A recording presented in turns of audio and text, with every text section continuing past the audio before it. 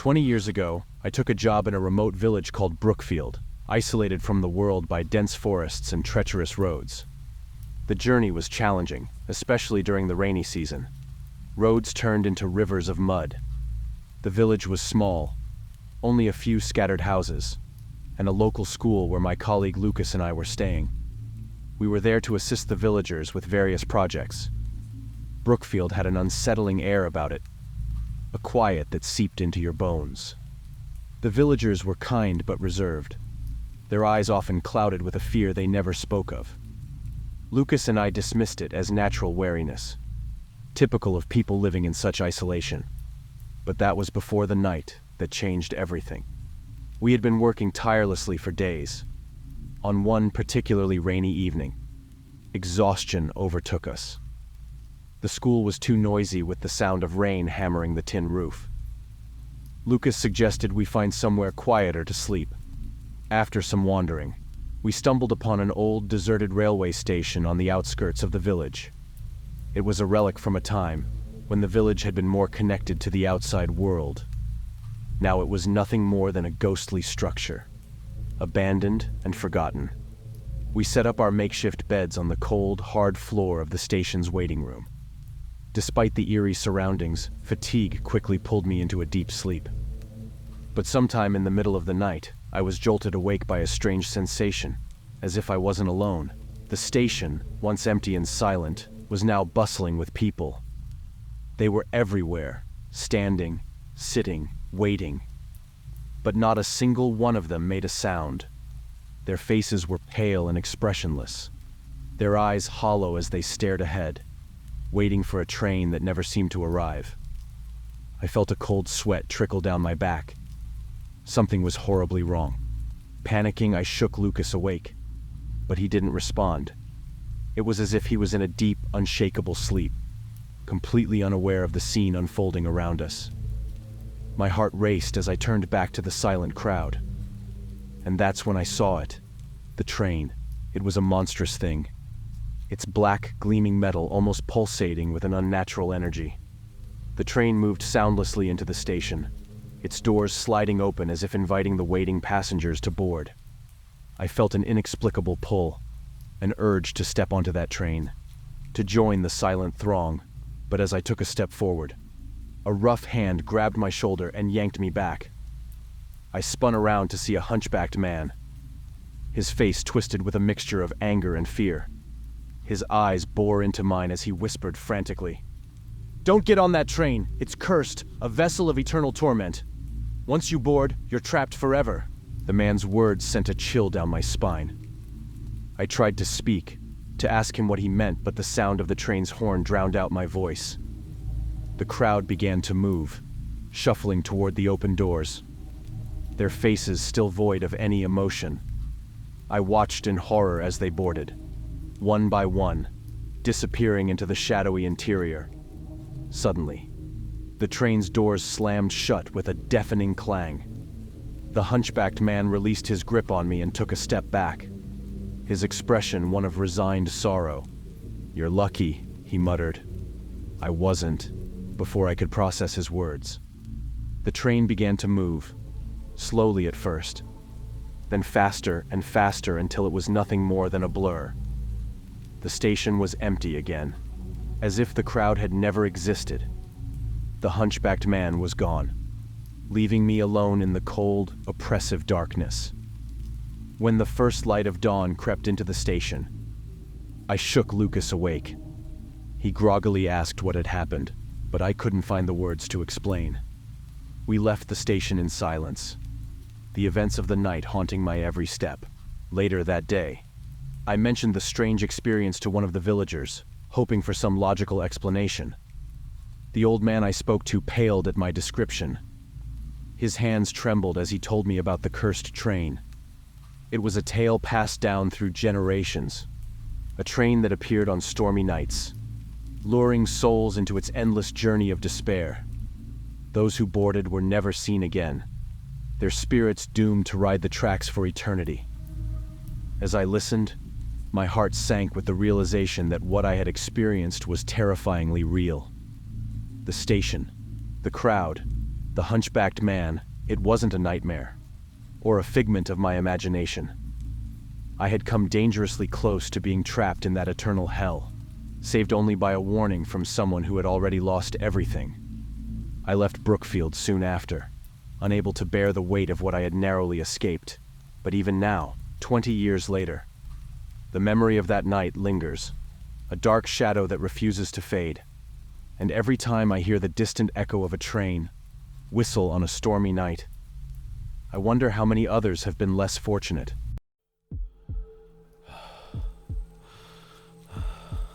Sophia, a 21-year-old student, dragged herself through the quiet streets, her breath visible in the chilly night air.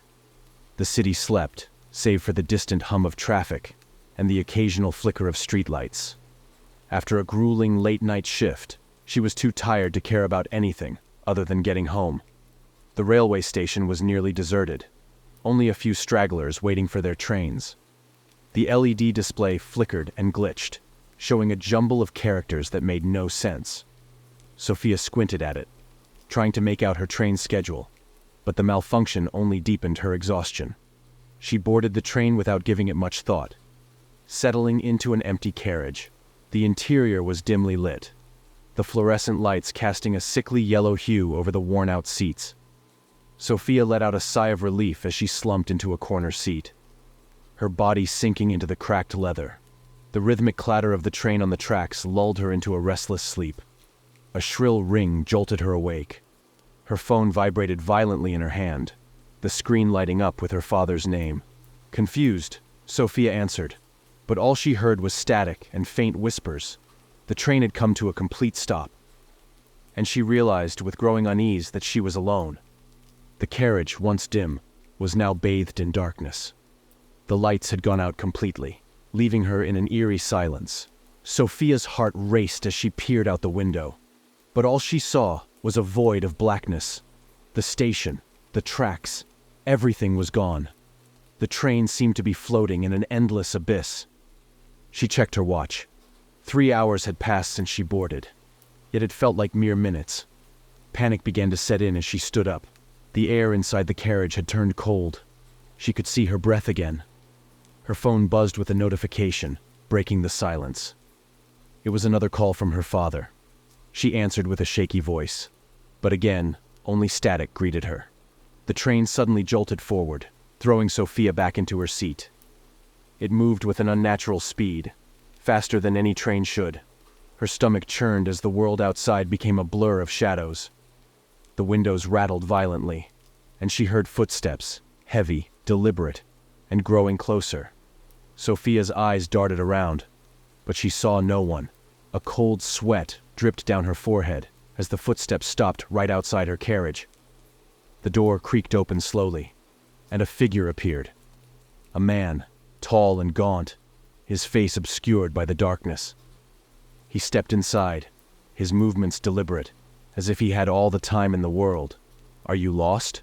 he asked, his voice dripping with an unsettling calmness. Sophia nodded, unable to find her voice. The man smiled, but it was a smile that didn't reach his eyes. He took a step closer, and she instinctively backed away. There was something wrong with him, something unnatural. The air around him seemed to warp, as if reality itself was bending in his presence. "I can help you," he said, extending a hand. "Come with me." Sophia hesitated, but every instinct screamed at her to run. She bolted toward the other end of the carriage. The man followed, his footsteps echoing behind her, matching her pace. She reached the door and slammed it shut, locking herself inside a small compartment. Her heart pounded in her chest as she crouched down, trying to quiet her breathing. The footsteps stopped outside the door. She could feel his presence, the air thick with tension. For what felt like an eternity, there was only silence. Then the door handle rattled, slowly turning. Sophia's eyes widened in terror as the door creaked open. But there was no one there. Her phone buzzed again, another call from her father. With trembling hands, she answered. But this time, there was a voice, familiar. "Sophia, where are you?" Her father's voice crackled through the speaker. "Dad, I don't know. I'm on the train, she whispered, her voice shaking. Sophia, listen to me, her father said, his tone urgent. You need to get off that train. It's not safe. Before she could respond, the call cut off, leaving her in deafening silence once more. The train had stopped moving, and Sophia realized it had brought her back to the same dark, untrackable location. The man was gone, but the unease lingered. Sophia stumbled out of the compartment, her legs weak, and made her way to the door. As she stepped out onto the platform, her phone buzzed again. Another call from her father. Sophia, are you okay? His voice came through, clear this time. I think so, she replied, glancing around. The station was empty, just as before. Sophia, you need to come home now. It's been hours. We've been worried sick, her father said. Hours? She looked at her watch. 3 more hours had passed. But she trailed off. The realization hitting her like a ton of bricks. The train, the man, the entire experience. It was as if time had twisted, warped into something unrecognizable. She checked her call history. There were no outgoing calls to her father. In fact, her phone showed no calls at all from the past few hours. Sophia's breath caught in her throat as she slowly backed away from the train. She could still feel the lingering presence, the weight of something unseen watching her. She didn't wait to find out what it was. With one last glance at the dark, empty train, she turned and ran, leaving the station behind, her heart pounding with the certainty that whatever had followed her wasn't done yet. As she reached the street, the first rays of dawn began to break through the darkness. But the fear stayed with her. Sophia knew she had been pursued, haunted by something beyond her understanding.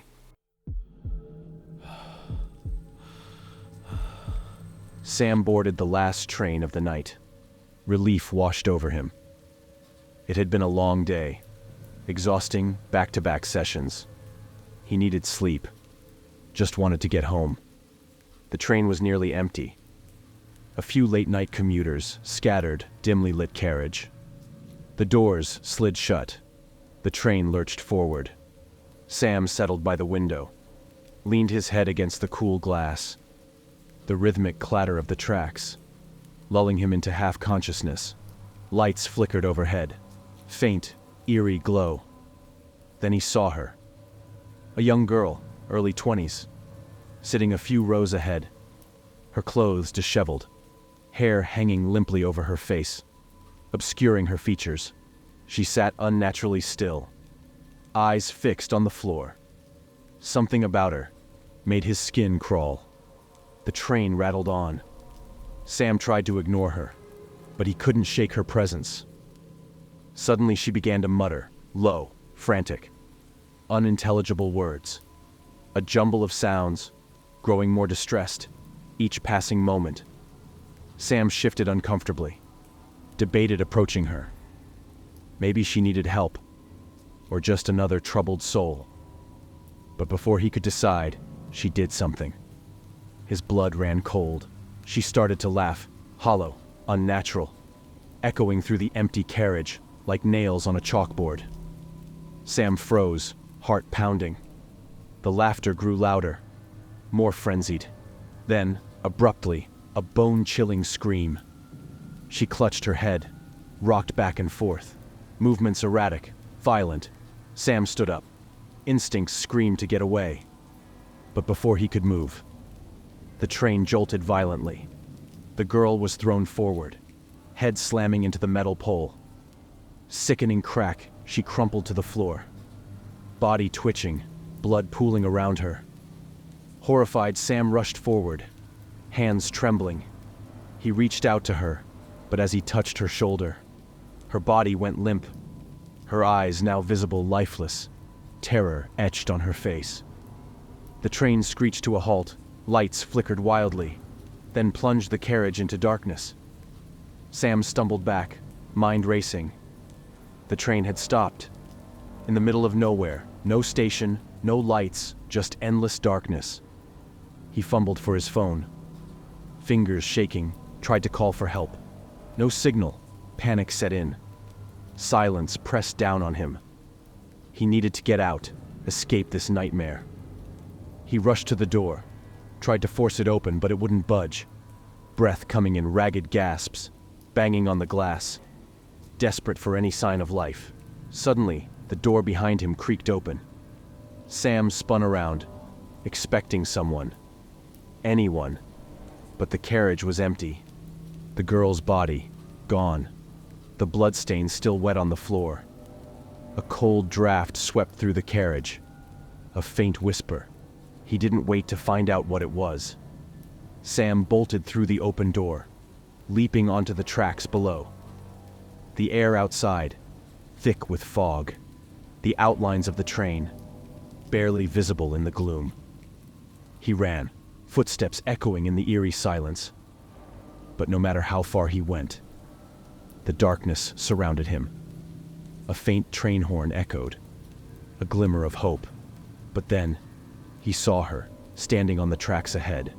Her figure, barely discernible through the mist. The girl, the same one who had died, standing there, head tilted at an unnatural angle. A twisted smile, blood-streaked face. She stepped closer, footsteps silent on the gravel. Eyes locked onto his. He opened his mouth to scream, but no sound came out. The train's horn blared again, deafening, relentless. It barreled toward them. Sam turned to flee, but it was too late. The train rushed past, leaving him in darkness once more. When the lights returned, Sam was gone. The train continued, passengers unaware of the horrors that had unfolded. But those who traveled that route often spoke of a strange occurrence. A girl, seen standing on the tracks.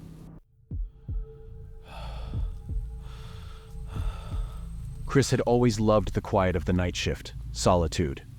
Time to think, but Hillcrest Station was different. Locals whispered, fear in their voices. Chris dismissed it until his first night.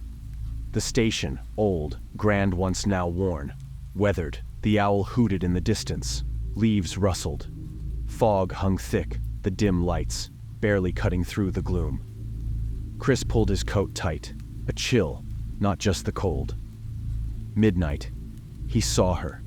A girl, no older than 18, standing at the far end of the platform. Her dress, old-fashioned, tattered, like she'd stepped out of another time. Chris squinted, tried to see her face, but the fog obscured it.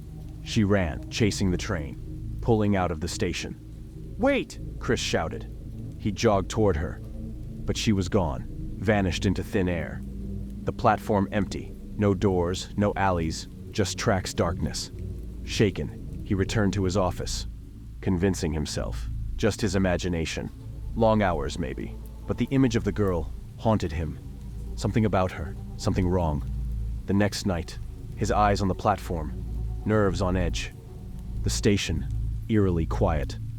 Fog thicker than before. Midnight struck. She appeared again. The same girl, running. But this time, faster. Faster than any human should be, keeping pace with the train, feet barely touching the ground. Chris's heart pounded. Her movements unnatural, limbs defying logic. And then, just as suddenly, she disappeared, melting into the fog. He stood frozen, mind racing. Had to be imagining it. No other explanation. But fear gnawed at him. A primal instinct. Something very wrong. He hurried back, locked the door. But even here, unease lingered. Then he heard it. A soft thud. Something outside. Chris hesitated, hand on the door handle. Curiosity won. He cracked the door, just enough, peeked out. Blood ran cold. A severed hand, crawling across the platform. Fingers twitched, curled, moving with sick determination. Chris slammed the door, breath ragged, mind racing. This wasn't possible. Couldn't be real. Had to get out. Now. Chris grabbed his keys, bolted from the office. The hand. Nowhere to be seen. A figure. Stepped out of the mist. An old man. Face lined with years, eyes knowing. "She got to you, didn't she?" The man's voice, low, gravelly. "Who?" Chris panted, breath fast, heart racing. The girl died here, 60 years ago. Chasing a train, just like you saw. Too close. Got caught under the wheels. They say she never left. A chill ran down to Chris's. The man's words confirmed his worst fears. Not just a story. This was real. Get out while you can, the old man warned. Hillcrest has a way of keeping those it catches. Chris didn't need to be told twice. He fled that night, abandoning everything.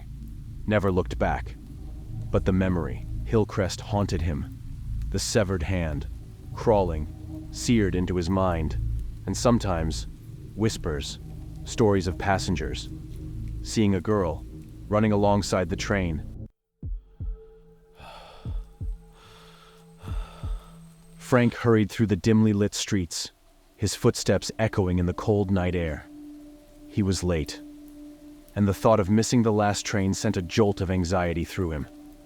The station loomed ahead, its once bustling platforms now eerily quiet. A thick fog had rolled in, blurring the edges of reality, and for a moment, Frank felt a strange unease settle over him. As he reached the entrance, a sudden, horrifying vision flashed. Before his eyes, a train, engulfed in flames, its carriages twisted and mangled, the screams of the passengers echoing in his ears. Frank staggered, gripping the railing for support, his heart racing. He blinked, and the vision was gone, leaving only the deserted platform in its wake. Shaking off the feeling, he made his way to the platform, but something was wrong. The station was empty, devoid of the usual late-night travelers. Frank frowned, his breath visible in the cold as he scanned the area. Not a soul in sight. The silence was oppressive, almost unnatural, broken only by the distant rumble of an approaching train. The train screeched to a halt, its doors sliding open with a mechanical hiss. Frank hesitated, a knot of dread forming in his stomach, but he shook it off and boarded. The carriage was empty at first, but as the train pulled away from the station, it began to fill with passengers. Frank settled into a seat, but the unease from earlier lingered. He couldn't shake the feeling that something was off. The passengers were strange. Their faces were pale, their eyes hollow, and they sat in unnerving silence, staring straight ahead.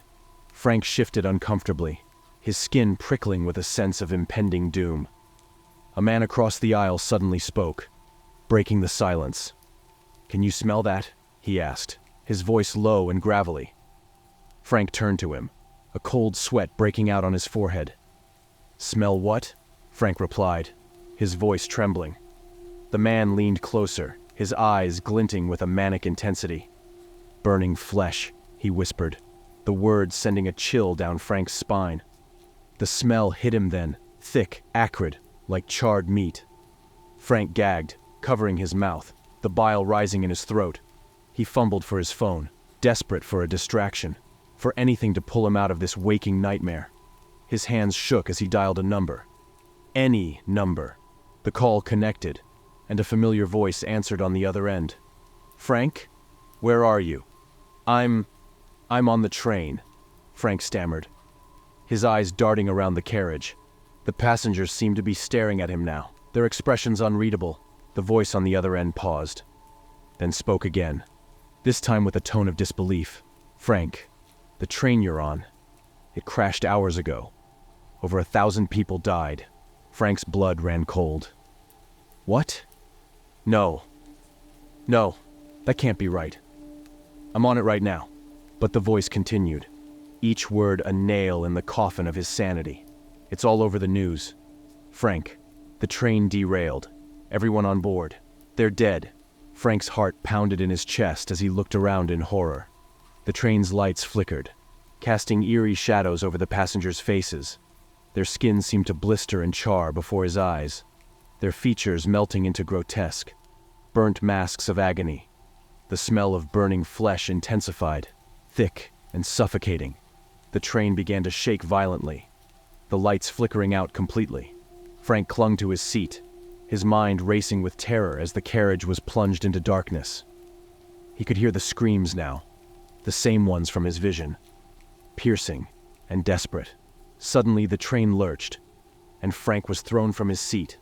The sound of metal grinding against metal filled the air as the train careened off the tracks, crashing into the darkness. Frank hit the ground hard, the impact knocking the wind out of him. When he opened his eyes, he was lying amidst the wreckage. The train was a twisted ruin, its carriages mangled and torn apart. Around him, the spirits of the passengers moved, their charred bodies dragging themselves toward him, their hollow eyes fixed on his. Frank scrambled to his feet.